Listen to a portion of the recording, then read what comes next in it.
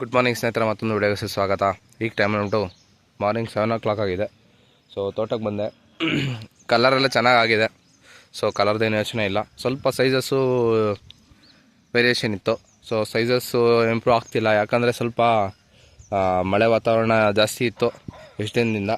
So ಅದಕ್ಕೆ ಸ್ವಲ್ಪ ಸೈಜಸ್ಗೆ ಈಗ ಸ್ವಲ್ಪ ಫೋಕಸ್ ಮಾಡಬೇಕು ಅಂತಂದರೆ ಸ್ವಲ್ಪ ವಾಟರ್ ಸಾಲ್ಯುಬಲ್ಸ್ ಏನನ್ನ ಕೊಡಬೇಕು. ಮತ್ತು ಮೊನ್ನೆ ಸ್ಲರಿ ಎಲ್ಲ ರೆಡಿ ಮಾಡಿದ್ದೀವಿ. ಸ್ಲರಿ ಕೊಡೋದಕ್ಕೆ ಸ್ವಲ್ಪ ಮಳೆ ಆಗ್ತಿತ್ತು, ಸೊ ಅದಕ್ಕೆ ಕೊಡಲಿಲ್ಲ. ಸೊ ಸ್ಲರಿ ಕೊಡಬೇಕು. ಸೊ ಸ್ಲರಿ ಬಂದುಬಿಟ್ಟು 500 ಲೀಟರ್ಸು ಡ್ರಂಚಿಂಗ್ ಕೊಡೋಣ ಅಂತ ಅಂದ್ಬಿಟ್ಟು ನಾನು 500 ಲೀಟರ್ಸ್ಗೆ ಹಾಕಿದ್ದೀನಿ. ಯಾಕಂದ್ರೆ ನಂದು ಆಲ್ಮೋಸ್ಟ್ ಎಲ್ಲ 480 ಪ್ಲಾಂಟ್ಸ್ ಏನೋ ಇರೋದಷ್ಟೇ. ಸೊ 480 ಪ್ಲಾಂಟ್ಸ್ಗೆ 500 ಲೀಟರ್ಸ್ ಅಂದರೆ ಹಾಫ್ ಲೀಟ್ರು ಒಂದೊಂದು ಸೈಡ್ಗೆ. ಒಂದು ಗಿಡಕ್ಕೆ 1 ಲೀಟ್ರು ಲೆಕ್ಕ ಸಿಗುತ್ತೆ.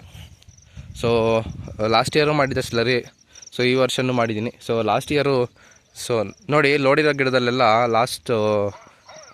ಲಾಸ್ಟ್ ವೀಕಲ್ಲಿ ವೀಡಿಯೋ ಮಾಡಿದಾಗ ಸೊ ಚಿಗುರೇ ಇರಲಿಲ್ಲ. ಸೊ ನೋಡಿ, ಸ್ಲರಿ ಕೊಟ್ಟಾಗಿಂದ ಯಾವ ಥರ ಚಿಗುರು ಸ್ಟಾರ್ಟ್ ಆಗಿದೆ. ಹೊಸ ಚಿಗುರೆಲ್ಲ ಬರ್ತಾಯಿದೆ. ಸೊ ಸ್ವಲ್ಪ ನೋಡಿ, ಎಲ್ಲ ಹೊಸ ಚಿಗುರು ಕಿತ್ಕೊತಾ ಇದೆ. ಮತ್ತು ಸ್ವಲ್ಪ ಎಲ್ಲೋ ಇತ್ತು ಗಿಡ ಎಲ್ಲ. ಸೊ ಲೋಡ್ ಸ್ವಲ್ಪ ಜಾಸ್ತಿ ಆಗಿ ಅನಿಸುತ್ತಾ.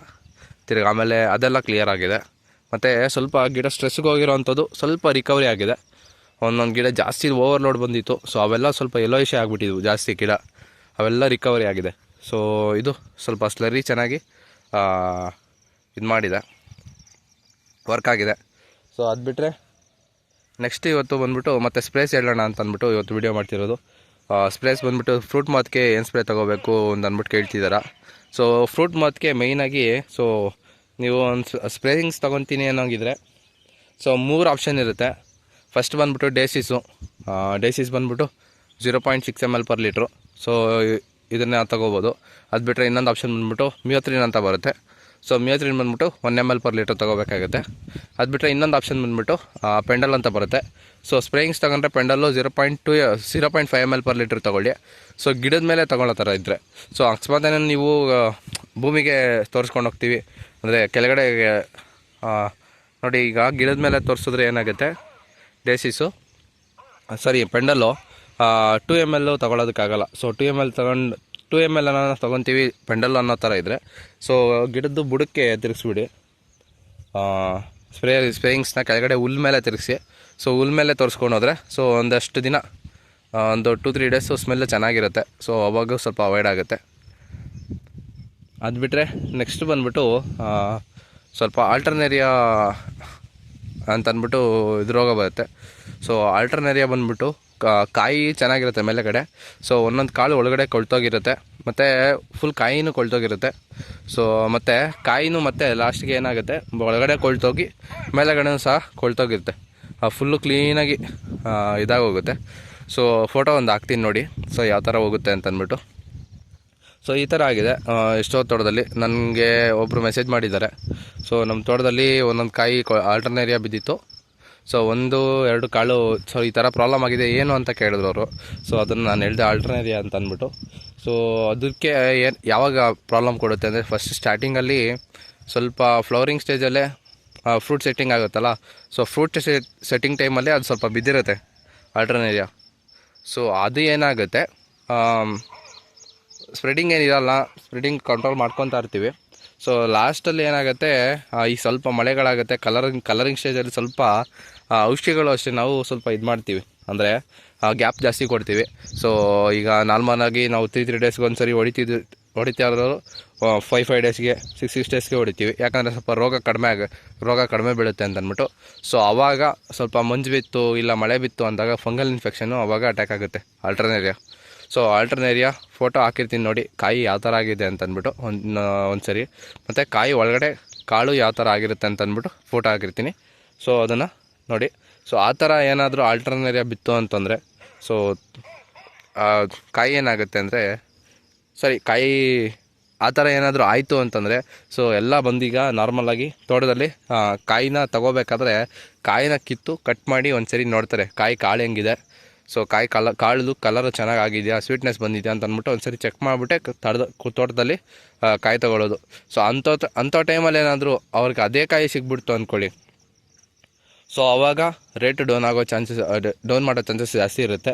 ಸೊ ಕಾಯಿ ಕುಲ್ಲೋಗುತ್ತೆ ಅಂತಂದ್ಬಿಟ್ಟು ಏನಿಲ್ಲ ಅಂದ್ರೆ 20-30 ರೂಪೀಸ್ ಕಡಿಮೆ ಮಾಡೋ ಚಾನ್ಸಸ್ ಇರುತ್ತೆ. ಸೊ ಅದಕ್ಕೆ ಆದಷ್ಟು ಸ್ಪ್ರೇಸು ಆಲ್ಟರ್ನೇರಿಯಾಗೆ ತೊಗೊತಾ ಇರಿ. ಆದಷ್ಟು 3 ಡೇಸ್ ಒನ್ಸು ಸ್ಪ್ರೇ ತೊಗೊಳ್ಳಿ.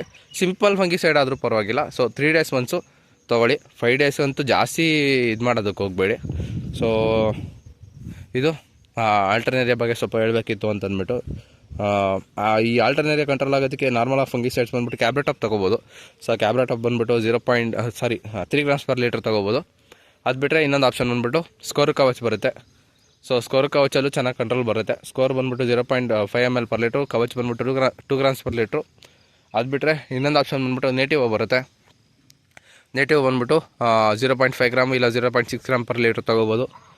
ಅದು ಬಿಟ್ಟರೆ ಇನ್ನೊಂದು ಆಪ್ಷನ್ ಬಂದುಬಿಟ್ಟು ರೆಡಾಮಿಲ್ ಗೋಲ್ಡು, ಮೆಟ್ಲಾಕ್ಸಿಲ್ ಮತ್ತು ಮ್ಯಾಂಕೋಸೆಪ್ ಕಾಂಬಿನೇಷನ್ ಬರುತ್ತಲ್ವ. ಸೊ ಅದನ್ನಾದರೂ ತೊಗೋಬೋದು. ಅದು 2.5 to 3 ಗ್ರಾಮ್ಸ್ ಪರ್ ಲೀಟ್ರ್ ತೊಗೋಬೋದು. ಅದು ಹೊಡೆದ್ರೆ ಅದು ಸ್ವಲ್ಪ ಕಂಟ್ರೋಲ್ ಚೆನ್ನಾಗಿ ಮಾಡುತ್ತೆ. ಸೊ ಇದು ಬಂದುಬಿಟ್ಟು ಫಂಗಲ್ ಇನ್ಫೆಕ್ಷನ್ಸ್ಗೆ ಮೇಯ್ನಾಗಿ. ಸೊ ಕೊಲ್ಟೋಟ್ರಿಕಮ್ಮು, ಮೂತಿ ಕೊಳೆಯೋ ರೋಗ, ಮತ್ತು ಇದು ಏನಪ್ಪ ಆಲ್ಟರ್ನೇರಿಯಾಗೂ ಆಗುತ್ತೆ. ಸೊ ಇದು ಇದಕ್ಕೆ ಫಂಗಲ್ ಇನ್ಫೆಕ್ಷನ್ಸ್ಗೆ. ಮತ್ತು ಬ್ಯಾಕ್ಟೀರಿಯಲ್ ಇನ್ಫೆಕ್ಷನ್ ಇರೋರು ಸಿಂಪಲಾಗಿ ಏನಾದರೂ ಸ್ಪ್ರೇ ತೊಗೋತೀವಿ ಅನ್ನೋ ಥರ ಇದ್ದರೆ ಸೊ ರೋಕೋ ಮತ್ತು ಕಾಸಿಕಮೈಸಿನ್ ತೊಗೋಬೋದು. ರೋಕೋ ಬಂದುಬಿಟ್ಟು 1 ml ಪರ್ ಲೀಟ್ರು ಮತ್ತು ಕಾಸಿಕಮೈಸಿನ್ ಬಂದುಬಿಟ್ಟು 2 ml ಪರ್ ಲೀಟ್ರು. ಅದು ಬಿಟ್ಟರೆ ಇನ್ನೊಂದು ಆಪ್ಷನ್ ಬಂದುಬಿಟ್ಟು ಕ್ಯಾಪ್ಟನ್ನು ಮತ್ತು ಸ್ಟೆಪ್ರೋಸೈಕ್ಲಿನು. ಕ್ಯಾಪ್ಟನ್ ಬಂದುಬಿಟ್ಟು 2 ಗ್ರಾಮ್ಸ್ ಪರ್ ಲೀಟ್ರು, ಸ್ಟೆಪ್ರೋಸೈಕ್ಲಿನ್ ಬಂದುಬಿಟ್ಟು 0.5 ಗ್ರಾಮ್ ಪರ್ ಲೀಟ್ರು.